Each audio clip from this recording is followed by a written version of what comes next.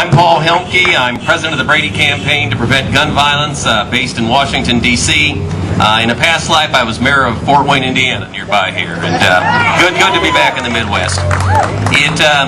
This store behind us had 712 guns that were picked up at crime scenes traced to this store. 712 guns. That was between 1996 and 2000. One of the highest amount of guns in the Midwest traced to this gun store.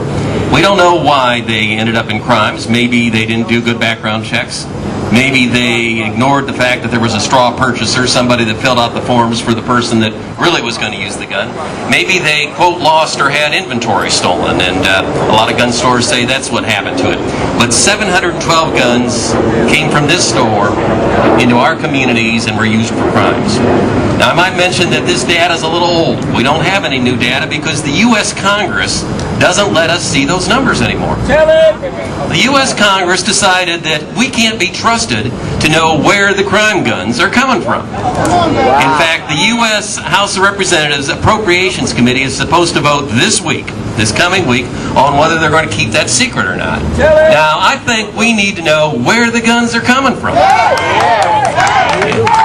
If guns are used in crime, we need to know. And this store used to be a source. We think this store is still a source. We need that information. The people need the information. People need to know.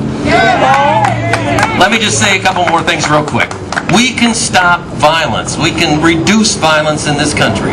Other countries have figured out every day in this country, 32 people are murdered with a gun.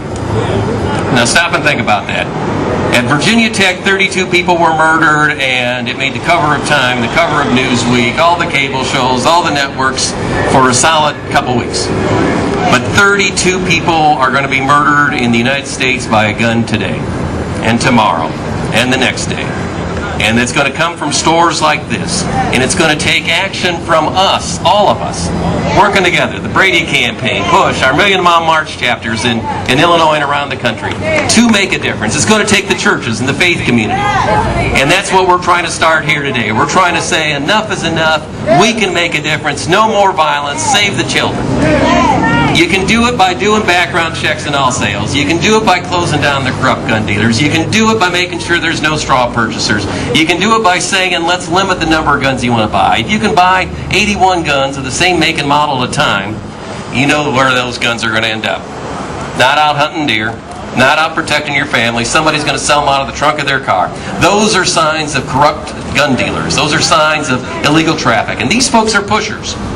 They're gun pushers. They make money off of this. They make the money, we bear the cost. So we do these things. You stop those military-style weapons from coming back into our community. You start saying, you know, if you want a gun for protection and you know what you're doing, if you want a gun for hunting and you know what you're doing, fine. But if you've got a gun in your home, you need to realize it's 22 times more likely to be used against you and a family member than stopping a bad guy. So let's see the light. Let's make a difference. We can keep hope alive in this country. We can make a difference in this country. Thank you for being here. Thank you, Reverend Jackson.